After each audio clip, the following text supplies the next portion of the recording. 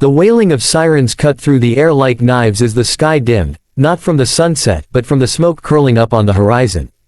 A radio crackled in a Lahore apartment, blaring, "Breaking news, Pakistan has launched a retaliatory strike." The situation at the India-Pakistan border has escalated.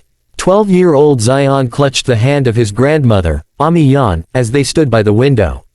Across the border, only a few kilometers away in Amritsar, a young girl named Anya sat with her father under a flickering bulb, trying to finish her math homework while her mother boiled lentils on the stove. Neither child knew the other existed. Yet, in a matter of hours, their lives would be strangely intertwined. As news anchors shouted of airstrikes, political analysts filled screens, and the world braced for another war between two nuclear neighbors, the real story unfolded quietly, not in headlines but in humanity.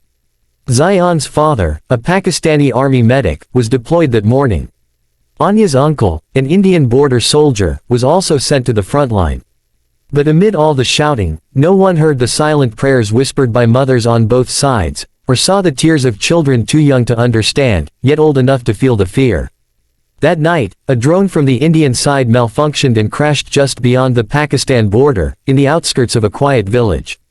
Zayan, who had sneaked out against his grandmother's orders, stumbled upon it. But it wasn't the drone that caught his attention, it was the whimpering coming from nearby. A soldier, gravely wounded and barely conscious, was slumped against a rock. His uniform was unmistakably Indian. Zayan froze. All his life, he'd been taught that they were the enemy. But this man didn't look like an enemy. He looked human. In pain, scared, bleeding. He turned to run, then stopped. His mind battled fear, loyalty, and a strange feeling he couldn't name. He took off his sweater, pressed it to the soldier's wound, and whispered, "Don't move. I'll bring help." That night, Zayan returned with his grandmother. Together, they dragged the soldier into their home, past the prayer rug, and into a spare room. "I will answer to God, not guns," Amidst said sternly, as she stitched the man's wound with trembling hands. Back in Amritsar, Anya's house went eerily silent. Her father was called to identify a body, his brother's. But when he arrived at the border, a surprising message awaited him: captured Indian soldier found alive in Pakistani village. Being treated by civilians. Refused handover until ceasefire arranged. The world watched in disbelief. Twitter exploded. #HumanityFirst trended. Reporters raced to the village. But for Zayan, the cameras meant little. All he saw was a man who now smiled at him weakly and said, "Thank you, Beta." The ceasefire was brokered faster than anyone expected, not by pressure from diplomats but from the weight of public empathy. The soldier was returned home with a handwritten note from Amidst: "He is someone's son.